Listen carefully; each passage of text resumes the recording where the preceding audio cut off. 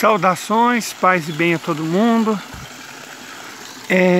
Na live que eu fiz, eu tratei de um punhado de assuntos que eu gostaria de explicar eles de forma mais picada, porque nem todo mundo tem paciência para ver um vídeo de 40 minutos, né? Ainda mais no dia de hoje. Esse pássaro que vocês acabaram de ver passando aqui e que está cantando são os bentivis. Enfim, não vamos falar de bentivis. Vamos falar da moeda fiduciária, o primeiro assunto que a gente falou na nossa live de hoje de manhãzinha, que a gente apagou e substituiu por uma um pouco melhor, com menos problemas técnicos. Primeiro, o que é o conceito de moeda fiduciária? Moeda fiduciária é uma moeda sem lastro em uma fonte de riqueza. Por exemplo, originalmente as moedas eram ela mesma a riqueza. Tipo, tinha moeda de ouro e moeda de prata. E os nórdicos desenvolveram também, e outras civilizações, moedas de cobre, certo? Moedas grandes de cobre. Bom, então a moeda, ela de início, ela era uma riqueza, certo? Ouro, prata, eventualmente cobre. Algumas civilizações africanas evoluíram para um conceito um pouco mais abstrato. As moedas eram de concha, certo? Moedas de concha. Aí a concha não era necessariamente a riqueza, a concha representava uma riqueza. Então foi um conceito muito interessante mesmo.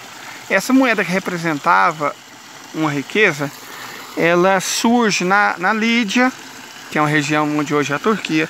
Ela surge entre alguns povos da África Ocidental. Ela surge na China, uma moeda que é ao mesmo tempo riqueza, mas representa uma riqueza de cunho, né? Cunhada representando uma riqueza. Perfeito? Então, por muito tempo, moeda foi isso, ela era lastreada. Lastreada, repito, normalmente em ouro e prata. Foi o padrão mais comum. Nós estamos vendo se pegamos algum piau aqui. Ok. A Primeira Guerra Mundial, um dos motivos, a Primeira Guerra Mundial foi causada por vários fatores, certo?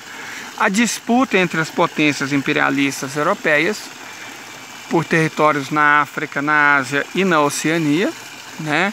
Após a Conferência de Berlim, se envolveu diretamente a Alemanha, o Reino Unido, né? A França, a Espanha, Portugal, a Bélgica, a Holanda. E esses países disputavam territórios nos continentes, digamos, vizinhos do Velho Mundo, da Eurásia e África. A Alemanha e a Itália ressentidas porque chegaram tarde na corrida imperialista. Lembrando, gente, que aqui nós temos que lembrar de Lenin, o imperialismo fase superior do capitalismo. Imperialismo, Rússia imperialista. Não existe Rússia imperialista, não. Imperialismo é a fase do sistema capitalista. Correto? É esse o ponto. Vamos trabalhar com um certo grau de coesão e rigor epistemológico. Então, o imperialismo é a fase do sistema capitalista. O caso interessante é do Império Austro-Húngaro e do Império Otomano, que não se expandiram para além da Eurásia e África. Eles colonizaram, vamos dizer assim, territórios e povos vizinhos. Enfim, essa disputa imperialista entre as potências europeias era muito forte e eventualmente as tensões aumentaram a níveis insuportáveis. Você tinha também a questão do revanchismo francês. A França foi derrotada na Guerra Franco-Prussiana de 1871 e havia um clima de revanche muito forte. Você tinha o Reino Unido operando, né, a Inglaterra operando junto com os Estados Unidos contra a Alemanha e eventualmente a Rússia.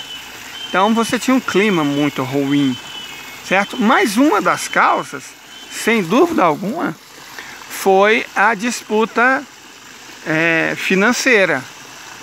Os países os capitalistas, monopolistas dessas nações europeias precisavam ao mesmo tempo de fontes de matéria-prima, né, fontes de recursos naturais e de mercados consumidores, certo? Para suas estruturas monopolistas.